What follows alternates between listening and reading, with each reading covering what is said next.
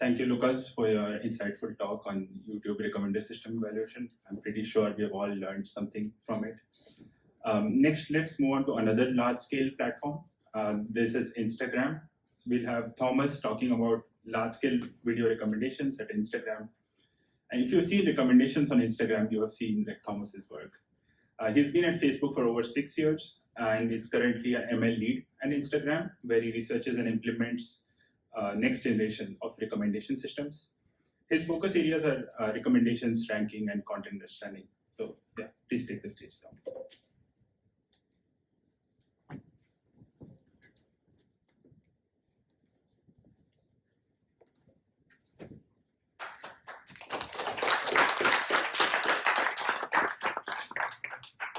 Thank you for having me here. It's a real pleasure. I've been going to RecSys for a long time now, so I feel very lucky and privileged to be able to present. A couple tactical things before I get into the weeds here. The first thing is I forgot to put my email on the slide, so it's 3 letters, T, N, and B as in Bravo, @meta.com. So if you have questions or if you want to get in touch, you can always reach me at that email. The second thing is I have a lot of illustrations on my slides that I stole from internal presentations. They're not very good, and in general, the content is mostly in the text. So if you can't read the image or if you don't have the scale on the axis, don't worry about it. I'll try to do my best to clarify things. Great, so overall I think my purpose for the talk is to give you a range of ideas of how we scaled our models at Instagram. And I'm going to go into some details because I think when you think scaling, it's not just about increasing data and adding a bunch of transformer blocks. There's a lot more subtleties. I'm going to discuss scale through data sampling, compute scaling, size scaling. So it's going to be a range of different ideas, and my hope is that I talk to you about something new that you find exciting, and if I talk about something that you're already aware of, hopefully I'll have a few tidbits of information that will be of interest. So yeah, let me give you some context here. Overall, I would say that all the techniques I'm going to talk about are coming through RecSys. So these are things that we have implemented and that have worked well already. So there is some amount of confidence into what I'm showing here. Yeah, so overall, IG has seen a tremendous amount of scale in our models overall, our head models for Reels recommendations, but also for organic recommendations. And here I'm talking about scales in terms of flops, or in terms of training or inference size, as these are different sizes. And same thing in terms of data, number of features, things have exploded in the last 3 years. So if you think back to Lucas's slide about the different steps for YouTube's models, we've seen something very similar on kind of every single axis. Plus, I think there's a new transformer-like architecture coming out every other month. So we are required to adopt new technologies pretty fast as they come. So yeah, I think, again, this is coming through RecSys. So we've observed that step function changes in terms of product improvements have been delivered through these various scaling methods. So this isn't just something that works for LLMs, it also works for recommender systems. We still have a very long way to go. We're very, very far from perfect.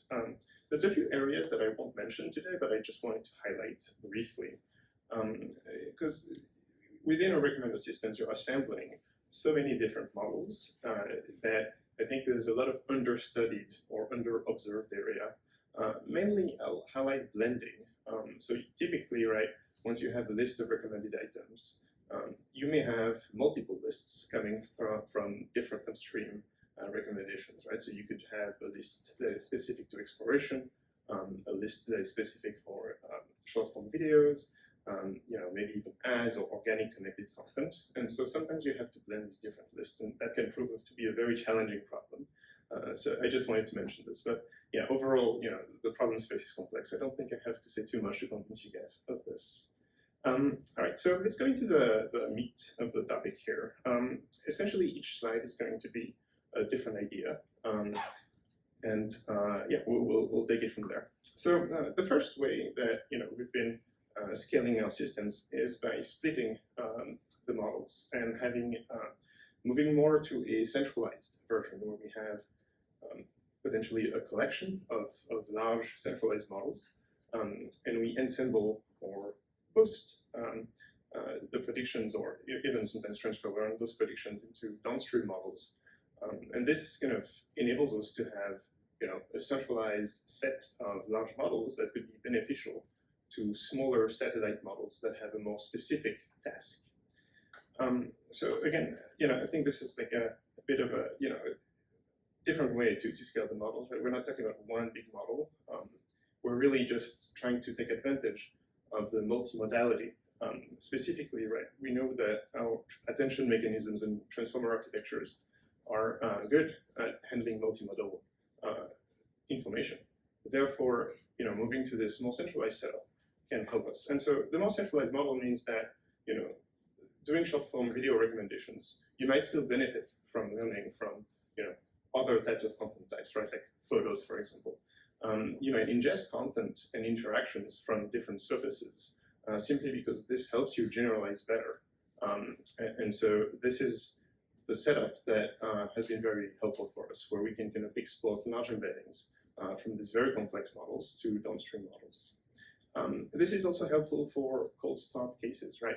So now that we have a centralized model that has seen more data than the satellite models, even for new users or new medias, we at least have a high coverage of interaction. So we have some information about where we're about to rank. And finally, right, I think you please streamline the quality of the recommendations across recommendation surfaces. Since every single model is benefiting from these centralized embeddings, you're now able to have a baseline set of quality in terms of recommendations, and hopefully the satellite models should improve upon that, right? Okay, so the second kind of idea, which I'll go into more depth about this, but when we talk about scaling memorization of the model, essentially we really are playing with two levers here. The first one is you want to do a better job at retenting information about the data that you're already seeing, right? So that means you potentially want to reduce collisions, or you want to manage some collisions of your embeddings. You potentially want to use different optimizers to play along with the temporal nature of the interactions. Or, you might want to tweak the dimensionality of embeddings simply to capture higher order interactions, right? The other kind of lever that you have if you want to increase memorization is a longer retention, a longer look-back window.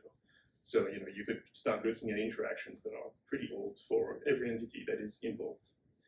In all of these cases, you tend to have a higher amount of examples, and therefore you see more variance in terms of your stars features. And that tends to bring more collision. So you do need to handle the collision problem regardless of what you're doing, but specifically if you're trying to scale memorization here. And there are some solutions to this. I'll talk a bit more about semantic IDs later.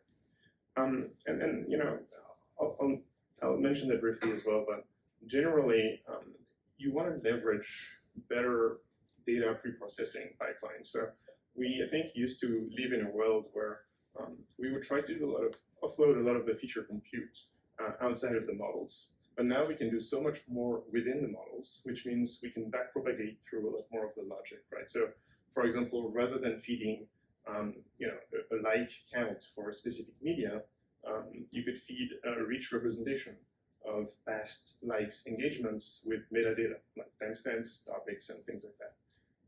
And this is much richer in terms of information that you can then do a lot more in the model. And if you wanted to just compute a like count, you could still do that, but you can do much more. So data upsampling is another critical component of scaling. I think it's very difficult to scale your model if you don't have decent amount of data sampling. So this is a much trickier, I think, area that people tend to think. The first thing is the sampling strategy matters tremendously. I think again, Lucas mentioned intentful data collection. I think this is actually very, very relevant here. Specifically, you want to make sure that you have a high coverage in terms of every single entity that you're using. So you can just sample. You have to make sure to get a good coverage of users, good coverage of medias, and obviously you have tail users where generating a lot of interactions. So you have to be specifically going after a high amount of representation in your training data. Same thing, right? You have also decisions you need to make around time. Do you want oversample, recent interactions, older interactions? Does it depend on the user? I think these are also very hard questions that you have to sometimes address in terms of the sampling strategy. And finally, right, like if you have a lot more data, that alone might not improve your models that much. You're now putting a lot more stress on the modeling logic to be able to handle and make sense of that data and those interactions. So now you have to start looking at your pooling logic for sparse features, or you have to look at your dense architectures to make sure that you're handling the new influx of data well and you're extracting as much information as possible. Okay, so when it comes to increasing memorization of the model, obviously I think something you want to look at is increasing the hash size of your embedding tables. I think that's a pretty natural first step. The effect of this, right, is that you diminish collisions. So if my media embedding tables goes from 500K to 50 million, now I have room for proper embedding for 50 million different medias, which is much better. The difficulty is that if you obviously do this naively, you won't be able to address tail medias, right? So if you have a popular media that gets a lot of interactions and that gets hashed into the same embedding than a less popular media, obviously the less popular media will be completely dominated and essentially not really there and not useful. So you have a lot of ways to manage these collisions. Usually the idea is to kind of keep more, a different type of data structure that keeps track of which IDs get present and frequencies. So they require more memory than your typical hash table, but that allows you to have some amount of logic in terms of, where am I going to attribute my embeddings? Do I want to, make sure I have some embedding space for features that don't have that many collisions? Do I want to do something, timestamp based, where if you have recent interactions, I want to make sure that you get an embedding. And if you haven't had an interaction in a while, maybe I'm going to kick you out of the embedding table. So again, I want to just highlight that this area is pretty complex and definitely worth a look. Okay, so on that topic, we have what we call rare IDs. These are medias that are just not very popular, or users that have very little interactions. They tend to introduce a lot of variance and uncertainty into our models. So one thing that has also been very, very beneficial to us is to handle these rare IDs. And handling them, naively means removing them from your embedding tables. That actually is pretty helpful for us, though not desirable in the long term. You probably want to do something a bit better than that. So this is where you might want to consider separate models, separate embedding tables specifically for these rare IDs, or even do away with sparse logic for these things and try to rely a bit more on your dense components. Again, this is something that has been helping us well. Okay, so I think embeddings, they work very well, but they don't scale very well, right? So if we if we have billions of users, for example, it's very difficult to be able to fit into any GPUs or even clusters of GPUs, the entire kind of data sets of your embeddings. And I think there has been a move in the last year or so towards semantic IDs. So you could think that a user ID, rather than having this random number, you might want to try to encode this using semantic information into something that is a bit more meaningful. So you could use content understanding models, and you could pull some of these embeddings, and then you can have autoencoders that can cluster these embeddings into a semantic ID. It has a lot of advantages, essentially. You now have an ID that has meaning. So the prefix of the ID is shared with similar items, for example. And this is quite helpful because now you can use this for retrieval. You can control the cardinality of your space very well. And potentially, you can even add generative logic on top of all of this. So you could potentially generate these IDs. Again, there's quite a few papers, I think, about this. And I think there are a couple papers even at this conference that touch on this. So this isn't a new idea, but this is something that also is working pretty well for us. Okay, so I might go pretty quickly in this slide, to be honest, but yeah, I think one of the downsides of scaling is the experimentation cycle. It takes much longer, so especially if you now split your models into different models, and you have larger models, you now have a lot more data to flow through. It takes longer to backfill models to experiment properly. This is something we've been dealing with, and we've been having to rely a lot more on offline testing than we are used to. And I think, unfortunately, we still have the problem of offline-online correlations, so we tend to also rely on A/B tests more than offline. But this has been one of the downsides, essentially, of scaling our models. Okay, another, I think, interesting idea when it comes to scaling models is linked to responsiveness. So responsiveness here is the ability for the model to understand and learn from your recent positive and negative interactions. That's what I mean by responsiveness here. And you know, I think, because again, talked about the positional bias tower, you could think of responsiveness in a very similar way. You want to make sure that the model compute and memory has enough size to understand the value of recent interactions. You know, at Instagram, generally, recent interactions have been dominating in terms of importance over long-term interactions. That doesn't mean that, you know, long-term interests is not important, not at all. But it simply means that you want to make sure when you scale your model, you know, allocating some compute and memory to better understand the interactions between these new features and the older interest profiles is also critical. This is even harder when you have chains of models, right? Like if you have one model that is you know, up to date and other models that are running behind, it becomes very difficult to say if the recommendations you're seeing are up to date or not, right? So obviously you also have freshness in terms of content. So you know, you want to make sure that new content is doing well, and you want to make sure that you understand the value of new content as fast as possible. And same thing, right? Like you could use model scaling to do this. Again, you want to make sure to address the problem within the model architecture, and that's a bit of a recurring theme here. All right.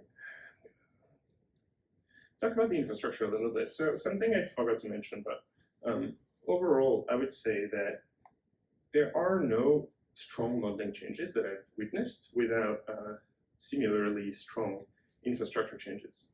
I haven't seen really a pure core modeling breakthrough that didn't come with an infrastructure breakthrough. So I wanted to talk about the infra here, specifically since we're talking about scale. So here, the slide kind of briefly shows you know, the general flow of training a larger scale model, specifically here if we have this kind of foundational model ID and co-training it with the satellite models. This will be helpful for this slide. So the first kind of bottleneck that we have to address, right, specifically if we're talking about transformer or attention mechanisms, is pooling. So the advantage of, you know, some pooling is that you can do that locally on the GPU trainers that are training on chunks of data. And then those GPUs can then just send the already pooled embeddings back to the centralized GPU that kind of keeps controlling the training process. This is very convenient because that means that, you know, you can have very, very long sequences. Each local GPU can, you know, simply pool those embeddings together, and we're always sending the same size of data back to the main orchestrator. But if you want to play with sequential embeddings, you know, in that case, it's a bit more problematic because you can't really do the pooling locally. You have to send back the sequence because the order matters. And all of a sudden, you're much more bottlenecked, both in terms of compute, but also in terms of data and memory. So this is one of the downsides of moving to these heavier architecture type, you know, of sequential embeddings.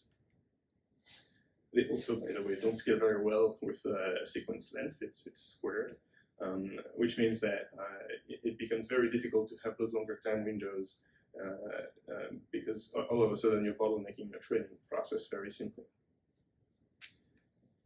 All right. The other bottleneck that I also wanted to touch on is communications. So, I think pretty naively, right?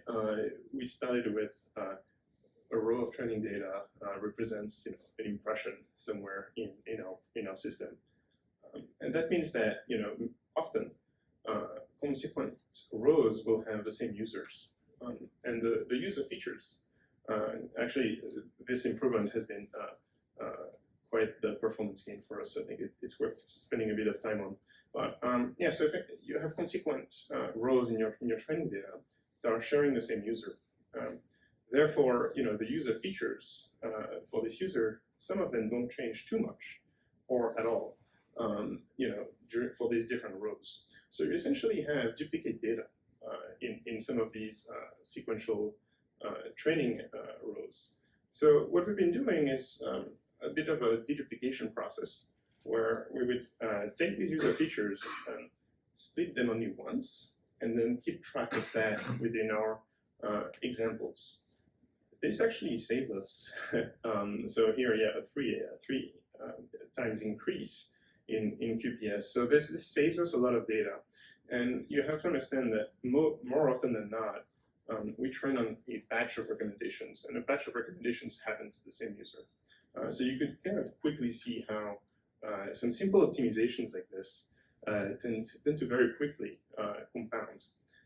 And the reason why I want to highlight this actually is because specifically when we talk about scale, I think, again, it's important to understand that under the hood, all of these details are actually paramount to making this work, right? You can't just, if you slap some transformer blocks onto your model, you will either bottleneck your training, your inference, probably both, or not see any gains because you don't have enough data, right? So I just want to make sure that scaling is very subtle. In fact, you have to kind of balance all these different levers, and this is one of them. All right, challenges. There are a lot of challenges. The first one, I think I mentioned this a little bit, but again, slowing down our experimentation timeline is something that removes interpretability, takes us a lot longer to test new ideas. It's much more difficult to understand that if you're making modeling changes, it's much more difficult to see that they're making a difference or not, because now you're working on a much larger scale. Another one that now becomes critical as we're relying a lot more on attention mechanisms and sparse embeddings is embedding stability. Again, our models are training every day, or sometimes online, on a stream of data, right? And so in that case, especially for large models, if you look at the central read of the different bound embeddings on your key embedding tables, they make a tremendous difference in training stability. So you can very easily have model divergence if you're not careful. So you have to do a lot of work actually to control the size of these embeddings, control your optimizer to make sure that you're not tuning things too quickly, and you're ingesting new information but not forgetting old information. So again, this is another area that requires kind of blending optimizer model design changes to make sure that you keep this kind of stable embedding patterns. And then again, right, I think there's a couple papers that showed that it's harder for a model to generalize well when they train on data streams, and you tend to have ideas like shrinking the model weights, adding a bit of noise, and then keep the training process going. So again, there's a lot of subtleties that go under the hood there to make sure that not only your model are training well, but you'll keep generalizing. And there are still many areas where we're struggling, right? So the embedding dimension specifically is a tricky note, because we've seen that consistently, if we increase just naively the dimension of our embeddings, we see some model gains. The problem is that doing this affects essentially every single aspect. So as I've shown before in the training stage, right, for sequential embeddings that you're trying to do some sequential work on, all of a sudden the embedding dimensions will drastically affect the number of the amount of data that you have to transfer from one GPU to another. Same thing in terms of storage space, obviously, and compute size on all of your transformer blocks. So while increasing embedding dimension is extremely helpful for us, it is unfortunately very, very difficult to do at some reasonable amount of infrastructure cost. And same thing can be said on the dense architecture side, where we've seen some interesting generalization improvements by increasing our dense parts. But similarly, this is something that at inference time is not very friendly, because you can quantize the sparse embedding tables from training to inference very well. But when you're talking about the dense architecture, it's much harder to make this efficient from training to inference. Even if you're using things like FP16, it's not going to get you much. All right, so I think on this note, I hope I have exposed you to a bunch of different ideas of how scaling has worked well for us. And happy to take some questions.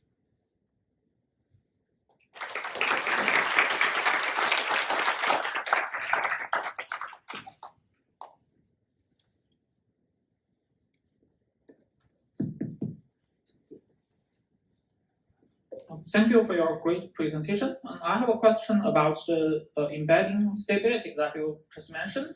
So, a lot of scenarios that we treat embedding maybe periodically, like daily or weekly. So, for example, if two items, their embedding were pretty similar at this run, but the similarity changes significantly in the next run, do you think it's a huge problem? So it could be. It could be a problem for two reasons. The first one is you may have an issue in your optimizers where gradients get out of hand. And the reason why your embedding is changing so much is because you haven't handled a transition well in your optimizer settings, right? That's not desirable. The second version is potentially you would actually want to have something change drastically about this entity, and you would want to update the embedding strongly. But then you may have issues in model stability down the line as well. So unless you're quite careful, if you're chaining some transformer blocks, one embedding won't make that much of a difference. But a few kind of popular embeddings that could actually be very problematic in terms of model stability. So as long as you're conscious of this, it could be a good thing to allow for a strong embedding update. But you have to control for these two things, and you have to make sure that that's not going to damage the model quality. Thank you. Another question is that so do you have some monitoring techniques for these scenarios? We do. We're not very good at it, but we do. We have, we can inspect all the tensors. We have automated processes to do a bunch of different validations. Does that kind of prevent problems in production? No. But again, I think that also highlights, right, how subtle this problem is. It's very difficult to fully control for it. I wouldn't pretend to understand exactly, how to do this right. But yeah, so we do have some amount of monitoring, but things keep slipping through cracks nonetheless. Thank you very much. Well, thank you for the talk. I had a question about the semantic IDs. Did you consider removing the content IDs at all and replacing them with semantic IDs? Yes, is the answer. So it's tricky. I would say that, first of all, semantic IDs aren't yet generalized throughout all of our models. We have considered doing this. It has been so far somewhat neutral. But I think the value for me, at least, of semantic IDs is to potentially, one day completely replace implicit embeddings and to unlock the path for, generative retrieval where you can have like autoregressive inference, right? So I think rather than trying to save some model capacity, I think, we're really trying to push on those two things. The nice thing I would say is that even if you're using semantic IDs, you can always add one last number in that path to make sure that essentially every item or entities can have a unique semantic ID. And if you're doing that trick, that actually allows you to more confidently replace existing IDs because you're still replacing with something that's unique. So you have the option to still do everything you were doing before, but with the added hierarchical structure. All right, thank you.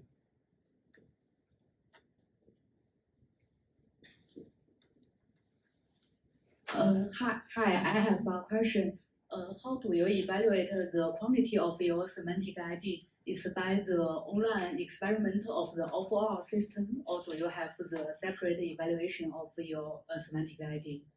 I think that question also applies to kind of essentially most content understanding models that we're doing, right? Like, how do you evaluate like the quality of you know, something that should have a human, you know, should be anchored in some human taxonomy? It's a very difficult question. We mostly rely on A/B testing still. You know, we do some offline validation. I wouldn't say we have anything offline that scales well that we completely trust to evaluate these embeddings. So we do have a few offline things, you know, clustering methods to make sure that the topics are close and things like that. None of them, I think, would completely replace an A/B test. We're not even close to that. Okay, thank you. Thank you, very interesting talk. So I have a question. So in the graph you are showing on the general model architecture for the recommendation system, you have a user embedding a data store before the production models. So I suppose there are a lot of user embedding generated, for instance, in an offline manner, capturing user sequence and everything. I'm wondering for your production models, do you also have sequence component that taking in user actions to do online inference, given you have the candidate item as the user sequence at online inference time? And if you are doing this, how do you balance the infer complexity versus the quality? Very good question. So we do have that indeed in production. It is not as powerful as one may think, because a lot of the time, if you do sequential work on recent interactions, those recent interactions are pretty sparse. So your sequential architecture is kind of marginally helpful. You have to find ways to have a higher coverage for those type of online sequences of interactions that you want to do any kind of complex logic upon. So we do have this in production, but again, because of the sparsity, it hasn't introduced as much sophistication as you may think. This may change, but I will also say that the trade-off happens because all of these real-time features tend to be by far dominating feature importance across all of our tasks, and therefore we think there is value into doing some, and we've observed some value into doing, using them into those sequential architectures. To your question about, generally thinking through the offline path and the online path, right, when doing some sequential logic. Again, so this is kind of more experimental. So I can tell you with high confidence here, but you could imagine a world where you do a lot of work offline for longer term interests, and you do a lot of work online for shorter term interests, right? So maybe you have very, very large models that do a lot of processing for long term interest and very heavy sequential architectures offline, and maybe online you have more nimble models that are only trying to tweak the offline recommendations, factoring in your recent interactions. So, again, this is pretty experimental, but we have some ideas in terms of how to experiment with this. Yeah. Another follow-up question is, recently there are a lot of publications by other companies like Alibaba or Khushhall. They are doing those kind of lifelong user sequence online inference by doing those kind of two-stage lookup. I'm wondering, have you tried out similar kind of mechanism in Meta, and do you have, if so, do you have any findings on that? Yes, so this is again in experimentation for us. So actually, I don't have like numbers I could give you or like confidence in saying this is helpful. But yes, we have very, very similar kind of architectures that we are currently testing, and it's a very similar idea, right? It's to try to increase that loopback window as long as possible to factor in and understand long-term interests. Okay, thank you so much.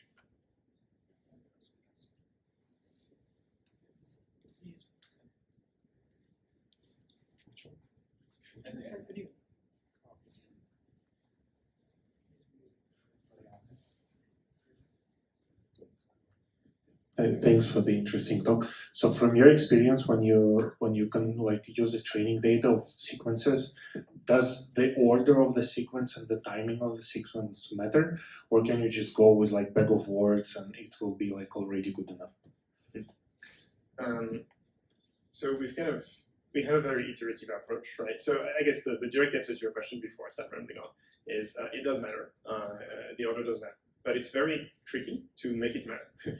For the longest time, a simple bag of words approach has been plenty good enough for us, and it has taken us a lot of work to make the order of the sequence matter, and to kind of, especially if you have those richer sequences with metadata and contextual information, making that work is not easy. And again, it's really not about just plugging, your transformer.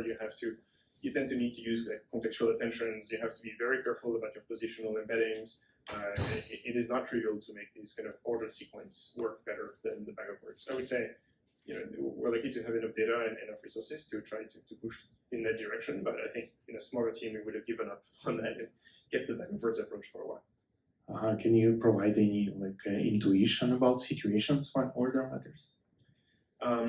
So I guess I've touched on that a little bit, but when you think about recent interactions and how important they are compared to longer term interactions, this sensitivity for our users is extreme. So recent interactions in the order of seconds, or in the order of minutes, or in the order of half an hour, that makes a big difference. And so in that context, for example, this is extremely important to capture that well. Thanks.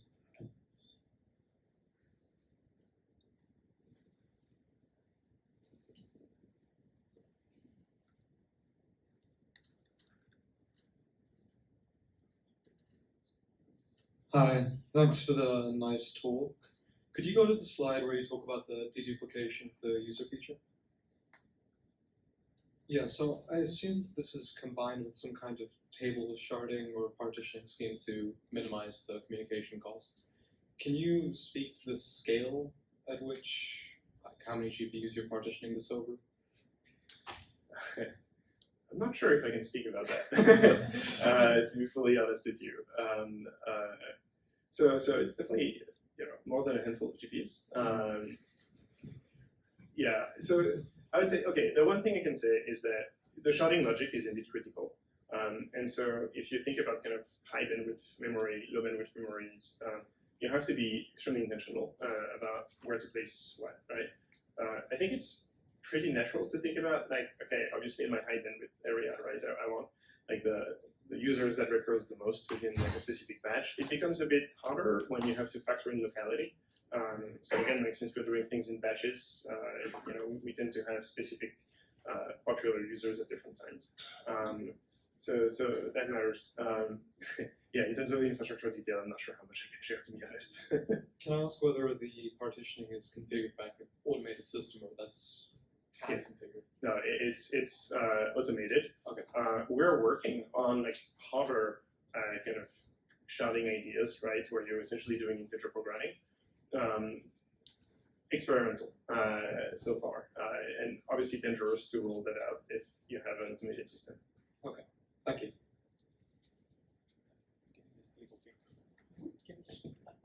Yeah.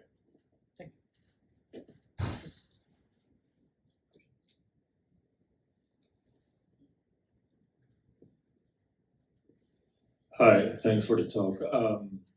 I was just curious, at the beginning you were talking about challenges and things that are not talked about often enough, and you were talking about blending, and I agree, because I think every organization kind of deals with that problem, but people don't talk about it. So why do you think that is? Is it mostly because it's different teams, dealing with different problems, and they don't talk to each other and agree on how to, optimize for how things get presented and blended and mixed into feeds or whatever it is? Or yeah, I'm just curious about that. I think it's a bit more than that. It's a very good question. It's a bit more than that, I would say. So the first thing is, the first thing I should say is that we do see value in having a tailored kind of pipeline towards specific sub-content type. So we do better than having just one pipeline that handles everything together. So that is important. And then the second thing is, and that's where things get very difficult, is that each subcontent type may have a different aspect of user value that's it's trying to capture. So you're optimizing for different objectives. And at that point, right, the blending logic has to kind of cater to both objectives. And I think you're almost in an auction-like system where you have multiple agents bidding, right, for specific positions and slots. And so you have to find a way to have common currency between all of these different items and this to blend them properly together.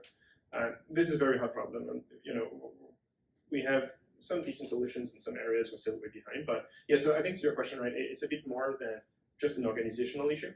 There is actually good reasons to have it set up as it's set up, but nonetheless, you have to overcome the blending problem. Thank you.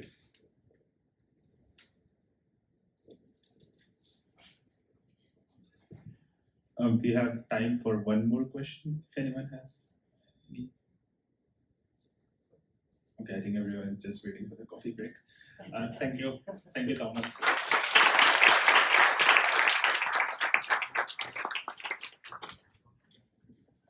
Yeah, I think now is a coffee break.